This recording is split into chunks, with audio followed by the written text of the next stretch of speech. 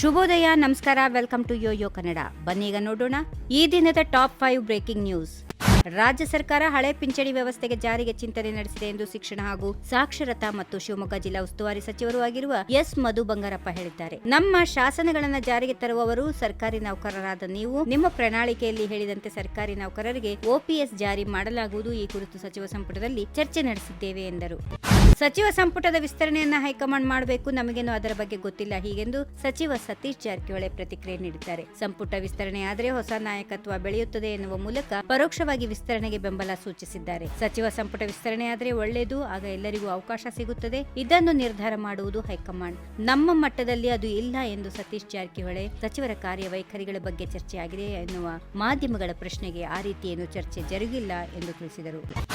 ರಾಜ್ಯದ ಸಾಮಾನ್ಯ ಜನರು ಅಗತ್ಯ ವಸ್ತುಗಳ ಬೆಲೆ ಏರಿಕೆಯ ಬಿಸಿಯನ್ನ ಎದುರಿಸುತ್ತಾ ಇರುವಾಗ, ಗಡಿಯಲ್ಲಿ ಯುದ್ಧದಂತಹ ಪರಿಸ್ಥಿತಿ ಮುಂದುವರೆದಿರುವಾಗ ರಾಜ್ಯ ಸರ್ಕಾರಕ್ಕೆ ಸಾಧನಾ ಸಮಾವೇಶದ ಅಗತ್ಯ ಇತ್ತೇ ಎಂದು ವಿಧಾನಸಭೆ ವಿರೋಧ ಪಕ್ಷದ ನಾಯಕ ಆರ್ ಅಶೋಕ್ ಪ್ರಶ್ನಿಸಿದರು. ರೈತರು, ಬಾಣಂತಿಯರು ಮತ್ತು ಪ್ರಾಮಾಣಿಕ ಅಧಿಕಾರಿಗಳ ಸಮಾಧಿಗಳ ಮೇಲೆ ರಾಜ್ಯ ಸರ್ಕಾರ ಸಾಧನಾ ಸಮಾವೇಶ ನಡೆಸಲು ಹೊರಟಿದೆ ಎಂದು ಕಿಡಿಕಾರಿದರು.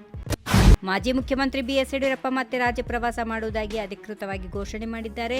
ರಾಜ್ಯದಲ್ಲಿ ಒಂದೇ ಒಂದು ಅಭಿವೃದ್ಧಿ ಕಾರ್ಯ ನಡೆಯುತ್ತಿಲ್ಲ, ಹಣವಿಲ್ಲದೆ ರಸ್ತೆಯ ಸಣ್ಣ ಗುಂಡಿಯನ್ನ ಮುಚ್ಚಲು ಆಗುತ್ತಿಲ್ಲ. ಹೀಗಿದ್ದರೂ ಮುಖ್ಯಮಂತ್ರಿ ಸಿದ್ದರಾಮಯ್ಯ ಭಾರಿ ಅಭಿವೃದ್ಧಿ ಮಾಡುತ್ತಿರುವುದಾಗಿ ಬೊಬ್ಬೆ ಹೊಡೆಯುತ್ತಿದ್ದಾರೆ ಎಂದು ಆಕ್ರೋಶ ವ್ಯಕ್ತಪಡಿಸಿದ್ದಾರೆ.